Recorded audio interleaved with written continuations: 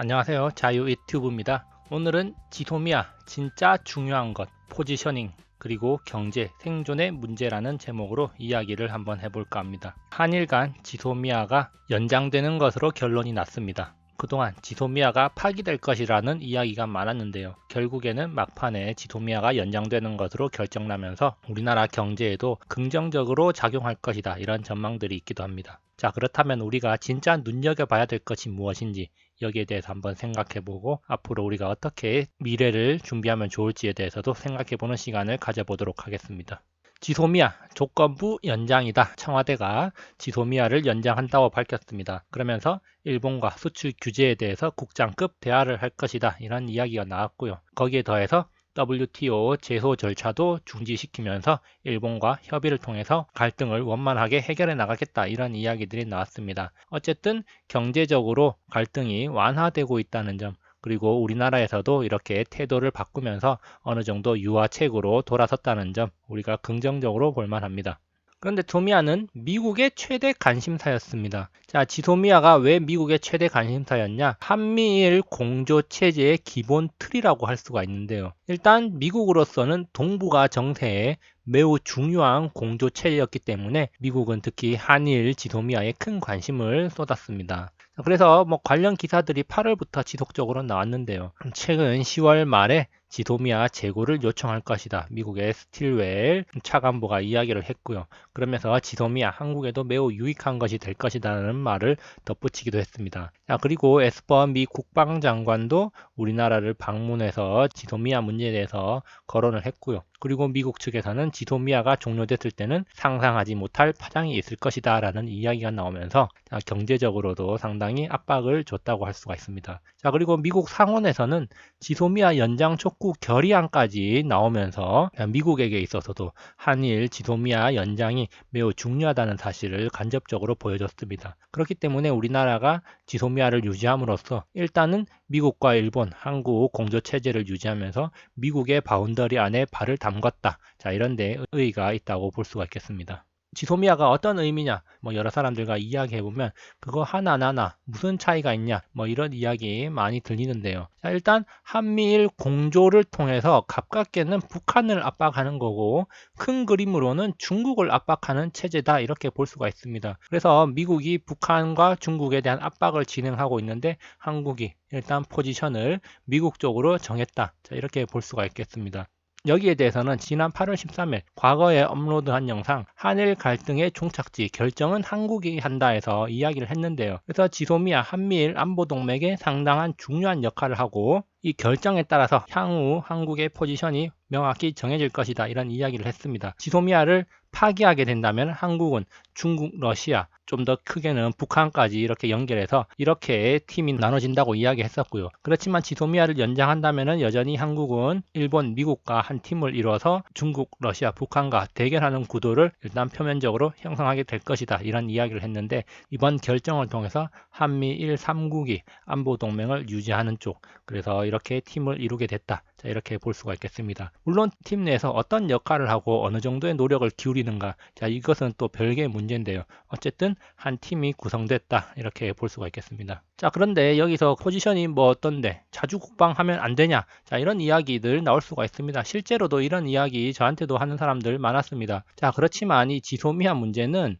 자주 국방의 문제가 아니라 국제사회 속에서 포지셔닝의 문제라고 봐야 됩니다. 그러니까 우리가 국방 문제를 우리 스스로 해결한다, 단순히 그런 논리가 아니라는 겁니다. 자, 지금이 구한말 척합이 세우는 시대가 아니라는 말이죠. 그러니까 국제사회 속에서 우리는 항상 공조는 필요한 것인데 어디서 공조를 하면서 협력을 할 것인가, 자, 그것의 문제라는 겁니다. 그래서 지소미아가 유지됨으로 인해서 한미일 공조가 유지됐고요. 궁극적으로는 미국에 좀 더 가깝게, 그리고 미국의 대북 압박에 최전선 교두보 역할을 하게 됐다는 것이죠. 만약에 지소미아가 폐기됐다면 중국과 더욱 긴밀한 관계를 형성할 수밖에 없는 구도로 갔을 것입니다. 그렇게 된다면 미국과 담쌓기가 본격화되는 것이고요. 우리나라는 중국의 방패 역할을 하는 그런 나라로 역할을 했을 것입니다. 자, 왜 이런 이야기를 제가 할 수 있느냐? 지난 10월에 나온 기사인데요. 일본에는 지소미아 하지 않겠다고 말하면서 중국에 가서는 군사협정을 하자고 이야기를 했다는 겁니다. 자, 그리고 민주연구원 더불어민주당 싱크탱크인데요. 자, 베이징에 가서 그래서 중국 공산당과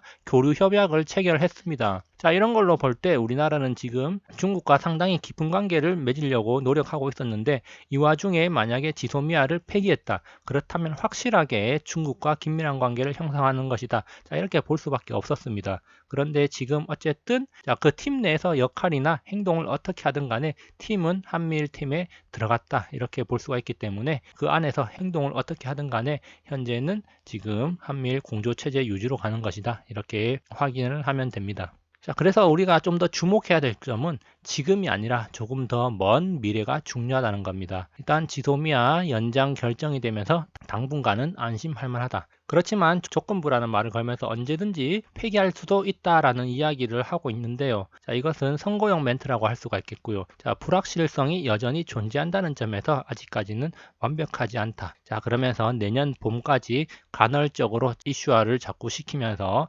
일본과의 경제 문제 이야기가 지속적으로 거론되지 않을까, 자, 이런 생각을 해봅니다. 그렇기 때문에 정말 중요한 시기는 내년 이후가 될 것입니다. 과연 내년 이후에도 지소미아가 유지될까? 자, 여기에서도 일단 우리가 기본적으로 관심을 가져야 되고요. 자, 내년 이후가 중요한 이유는 한국과 미국에서 중요한 선거가 있고요. 그리고 중국 문제도 내년을 전환점으로 해서 변화가 있을 것 같습니다. 그래서 결론적으로 미중 패권 전쟁 속에서 미중 패권 전쟁이 일어나고 있는데 이 미중 패권 전쟁의 결말은 한국에게도 매우 중요한 결말이 될 겁니다. 한국이라는 존재가 지금 중국과 미국 사이에서 끼어서 지금 지소미아는 미국 편을 들었습니다. 그렇지만 경제적으로는 지금 상당 부분이 중국에 종속되어 있는 상황이기 때문에 과연 우리나라가 여기에서 어떻게 행동하느냐에 따라서 패권 전쟁의 결말에 따른 후폭풍을 어떻게 맞을 것인가, 그것이 결정된다고 할 수가 있겠습니다. 그래서 지금 좀 더 먼 미래를 한번 생각해 봐야 되는데요.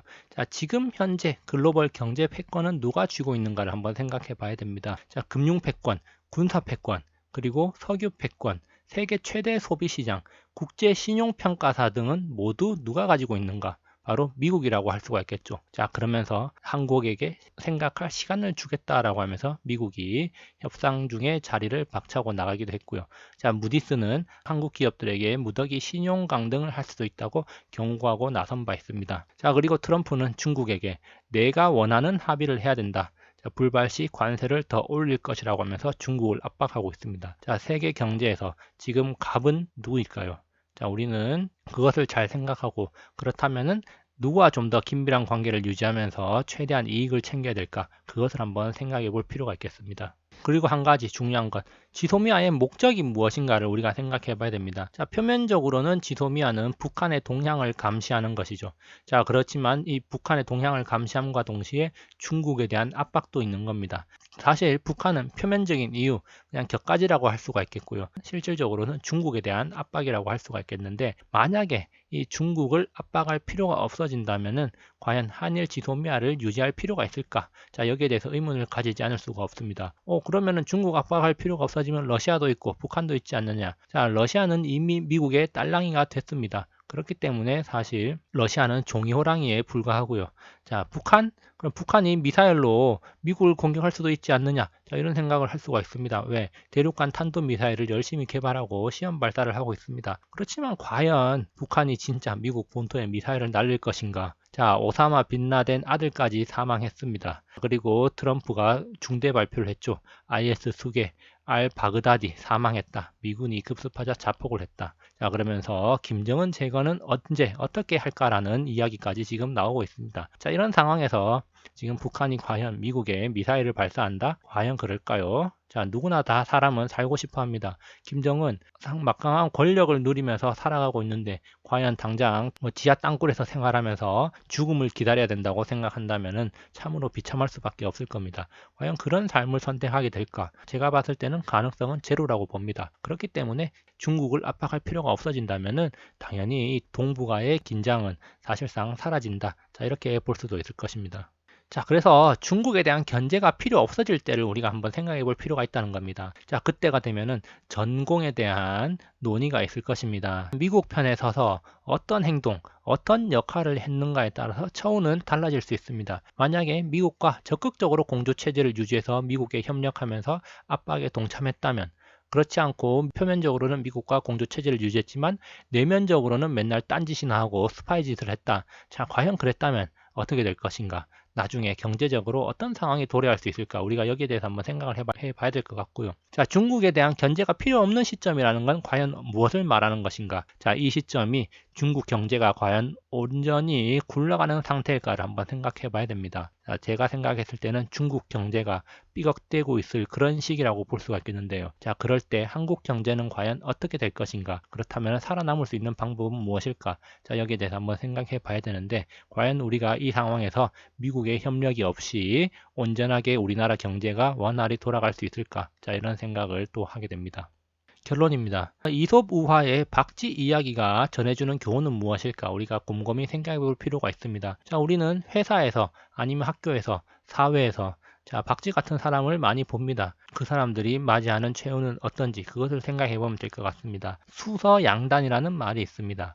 자, 이리저리 잘 살펴보는 것도 중요하지만 그렇지만 더 중요한 것은 제대로 포지셔닝을 하는 것입니다. 장기적으로 나라를 부강하게 만들고 발전시키는 길로 나아가는 것, 그것이 바로 애국입니다.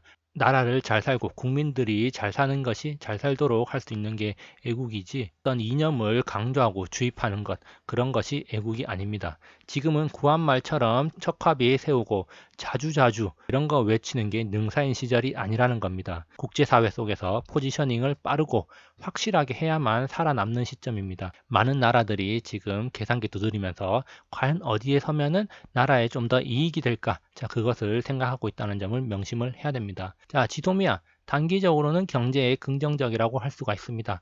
그렇지만 여전히 불확실성이 남아있다는 점은 부정적입니다. 자, 내년 4월 이후부터 연말까지 우리나라 정부의 입과 행동을 주목해야 되는 이유가 여기에 있습니다. 이때 어떤 행동을 하느냐에 따라서 향후 우리나라의 미래가 어떻게 될 것인가 어느 정도 가늠할 수 있을 것 같습니다. 그래서 여기까지 지소미아에 대해서 한번 이야기를 해봤고요. 항상 즐거운 하루 보내시기 바랍니다. 감사합니다.